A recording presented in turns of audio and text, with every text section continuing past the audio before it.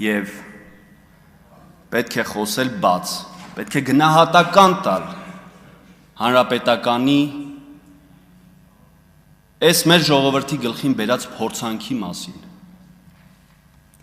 Այստեղ պարոն Վարդևանյանը փորձելով հանրապետականին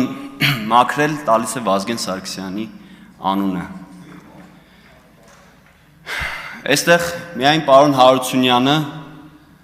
Վազգեն Սարգսյանի անունը տալով դրական դրվագ նկարագրեց, որ Վազգեն Սարգսյանի հետ շփվելուց հետո է որոշել զբաղվել քաղաքականությամբ։ Պետք չի, պարոն Վարդևանյան,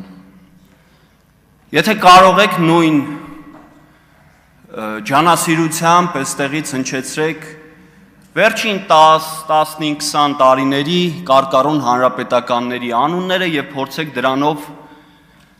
մաքրազարդել եւ պարզաջրել հանրապետականի մեղքերը եւ կեղտերը։ Հիմա ինչի մասին եմ ուզում խոսել։ Որ ուզում եք հանրապետականից դիստանցավորվել եւ ասել, որ դուք հանրապետականի հետ կապ չունեք, իմ գործընկերը հերթով բոլորիդ թվարկելով, գրեթե բոլորիդ թվարկելով, ներողություն եմ խնդրում, ոչ բոլորիդ է վերաբերում, ասես թե դուք ինչ ուղիղ կապ ունեք հանրապետականի հետ։ Եվ գիտեք ինչ է արել հանրապետականը։ Այն արատավոր բարքերը, որ գործում էին հանրապետական իշխանության տարիներին, փողով մարդկանց ուղակի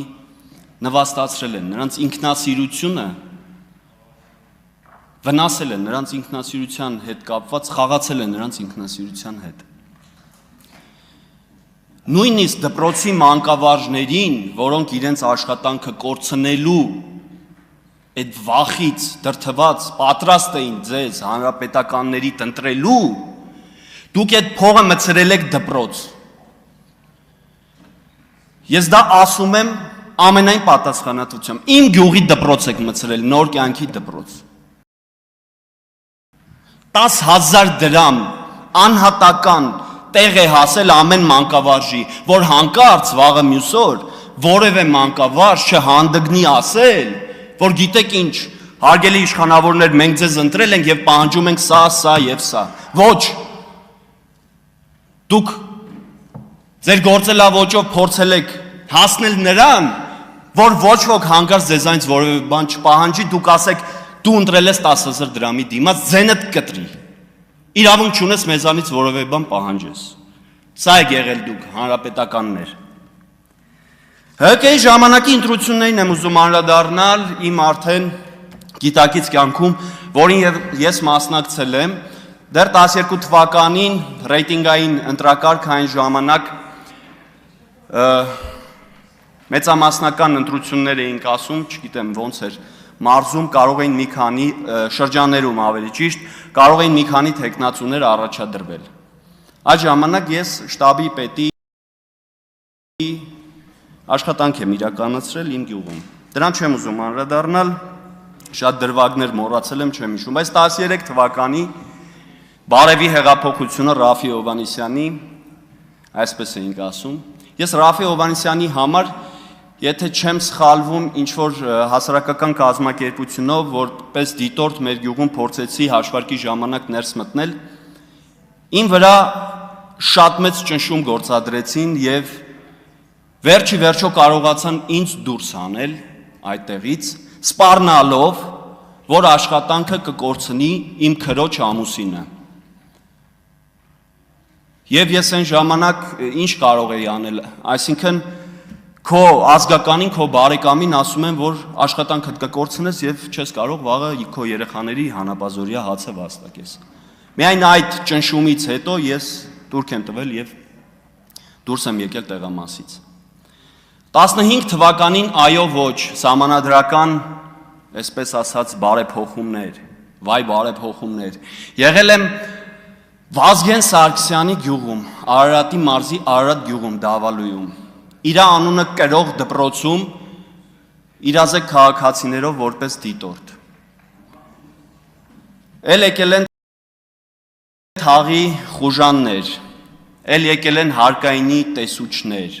էլ եկել են ճվճվ կնանիկ, էլ գող փիսո, էլ քաչալ շուն, էլ գյուղապետը,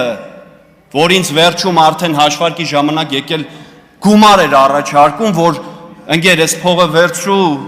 թող մեր հանգիստ մեր հաշվարկը կազմակերպենք։ Ու գիտեք հարկայինի աշխատողը ինչ էր ակնարկում։ Ստեղ նորից պետքա հիշեմ քեռուս։ Ակնարկում էր, որ այ լսի, 15 թվականի բան եմ ասում։ Քո քեռին բիզնես ունի, չէ՞։ Շինանյութի առևտրով է զբաղվում։ Ասում եմ, հա, ասում ենք կարող խնդիրներ ունենա, եթե դու սենց շարունակես։ Հա։ Փաստերով կխոսենք։ Դա 15 թվականի հանրաքվեի մասին։ 16 թվականին Նորկյան գյուղ ես առաջադրում եմ համայնքի ղեկավարի թեկնածու, քաղաքացիական պայմանագրի թիմը այնտեղ ամեն օր աշխատանք է իրականացնում եւ գիտեք ինչ էր կատարվում։ Հանրապետականը ամեն ինչ անում էր, որպեսզի ես իմ հայրենի գյուղում, որտեղ առաջադրվել եմ համայնքի ղեկավարի թեկնածու, շտաբ չունենամ։ Քավորս տրամադրում է շտաբի տեղ։ Մենք հենց առաջի օրը բացում ենք շտաբը, պտտվում ենք քարոզարշավի, երեկոյան հետ ենք վերադառնում, այս խեղճ մարդը սենց շփոթմունքի մեջ ընկած ասում է Գարիկ ջան, ստեղից պիտի դուրս գաք, թե չէ ես խնդիրներ կունենամ։ Սա է եղել հանրապետականի գործելավոճը։ Էլ չեմ ասում, որ մտել էին մեր ընտանիքներ եւ ընկերոջս նույնիսկ սպառնացել էին, որ վեշերդ հավաքի Հայաստանից գնա, թե չէ խնդիր կունենաս։ Որսորդ տղա ես, զենք մենք ունես, մի բան կսարքենք գլխիդ, գնա ստեղից, Գարիկին մի օգնի ընտրություններում։ Բայց եղավ են ինչ եղավ։ Նոր կյանքում, որ այս տարի սեպտեմբերի 18-ին լրանում է ընտրությունների 10 տարին, մենք կոտրեցինք հանրապետականի սառույցը, կարծրատիպը, որ իրենց չի կարելի, հնարավոր չի հաղթել, եւ կանգնեց մի երիտասարդ թիմ եւ հակառակը ապացուցեց։ Այս ընտրական պրոցեսների, այս ընտրակաշարքի մեջ մի հոլովակ հիշեցի, կհիշեք Չելավեկ ցուցակ, Չելավեկ ստրուկ, դուք նորից հետ բերեցիք, պտտեցիք այդ անիվը հետ եւ 26 թվականին փորձեցիք մեր ընտրողներին դարձնել Չելավեկ ստրուկ, Չելավեկ ցուցակ, բայց դուք նոր հանրապետականները, հին հանրապետականներից տարբերվում եք 1-0-ով, իրենք տալիս էին 10,000, դուք տվեցիք 100,000, այսինքն դուք, այսպես ասեմ, ՀՀԿ պրոմաքսն եք մեր ժամանակների։ Եվ վերջում ես ամեն ինչ անում էի, ներողություն մի 10 վայրկյան ավել եմ խոսելու, որպեսզի Էդգար Ղազարյանին ընդհանրապես չանդրադառնայի այս ամբիոնից, բայց այսօր ինձ ստիպեց։ Երբ որ ասեց 18 թվականին Հայաստանի հետ տեղի է ունեցել ողբերգություն։ Հարգելի հայրենակիցներ, Հայաստանի հետ ողբերգություն է տեղի ունեցել